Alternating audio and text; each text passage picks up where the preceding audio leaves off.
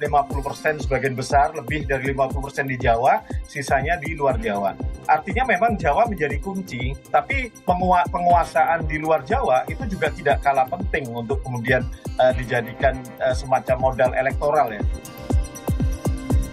Nah kalau kita lihat di luar Jawa, ini memang cenderung dikuasai oleh Prabowo dengan persentase 34,7%, sementara Ganjar 27% dan Anies sekitar 22,3%. Hati-hati, semua kawasan, semua negara sekarang ini menghadapi yang namanya krisis pangan. Di lapangan itu tidak seperti semudah yang kita bayangkan.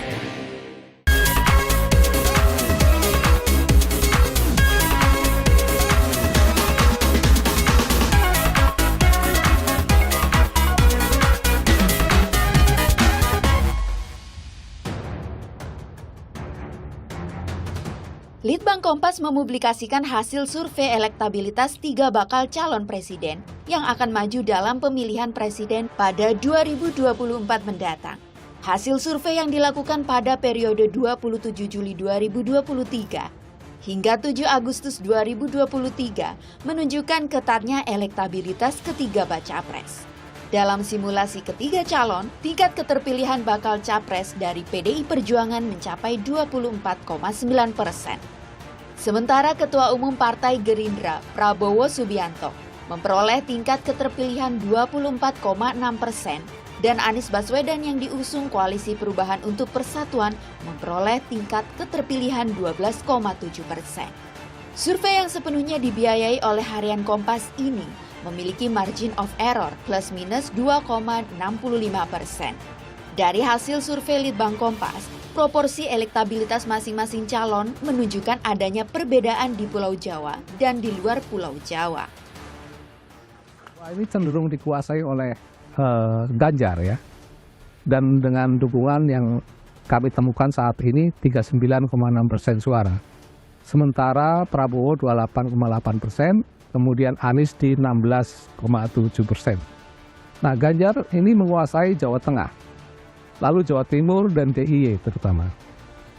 Sedangkan Prabowo menguasai Jawa Barat dan Banten. Nah, kalau Anies ini masih unggul di Jakarta. Nah, kalau kita lihat di luar Jawa, ini memang cenderung dikuasai oleh Prabowo dengan persentase 34,7%, sementara Ganjar 27% dan Anies sekitar 22,3%. Nah, di luar Jawa, Prabowo ini unggul di Sumatera, Kalimantan, dan Sulawesi. Sedangkan Ganjar lebih unggul di Bali, NTT, dan gugus Pulau Maluku, Papua. Masing-masing bakal capres membawa basis dukungan suara sendiri-sendiri yang memengaruhi elektabilitas mereka dalam survei. Ya, pertama-tama ada basis suara dulu. Basis suara itu sebetulnya sudah dibawa sejak sebelum survei kita bulan Mei yang lalu ya, ketika suara Ganjar Pranowo itu turun.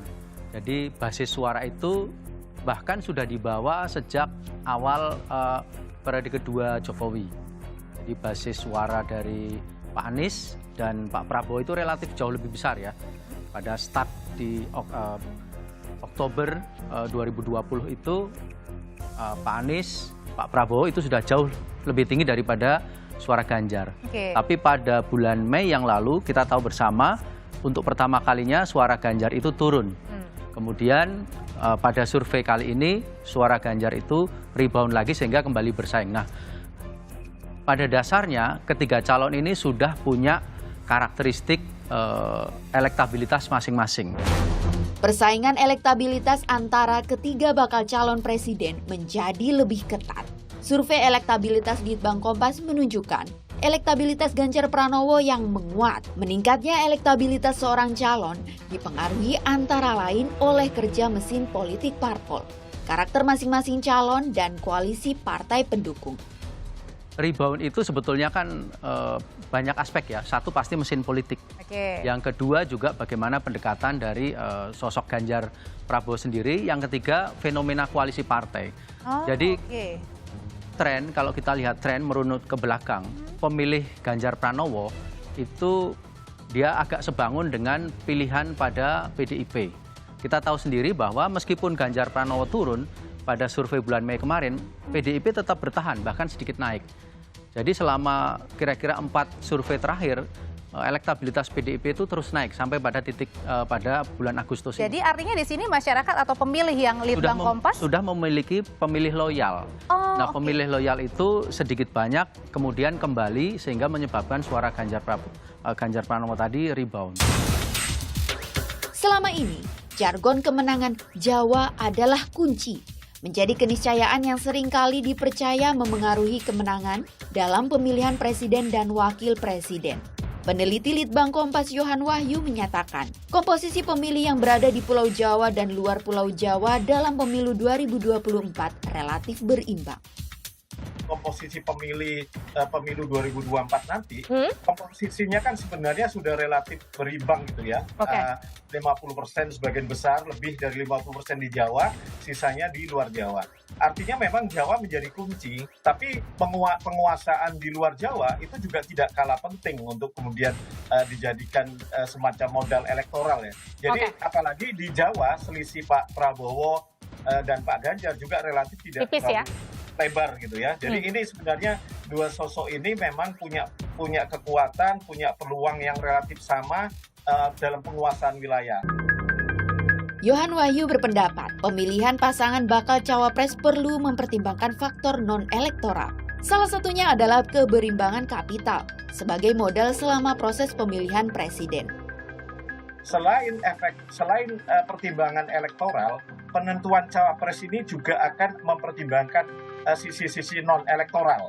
Misalnya keberimbangan pasangan calon, tadi misalnya Jawa, luar Jawa, keberimbangan dari latar belakang calon, militer atau sipil, atau kemudian keberimbangan dari sisi support dukungan kapital ya, modal untuk berlaga di Pilpres. Nah ini yang sebenarnya wilayahnya tidak lagi wilayah elektoral yang selama ini bertumpu pada keinginan publik ya, tapi wilayahnya juga non-elektoral yang lebih banyak akan dimainkan oleh elit dibandingkan oleh publik.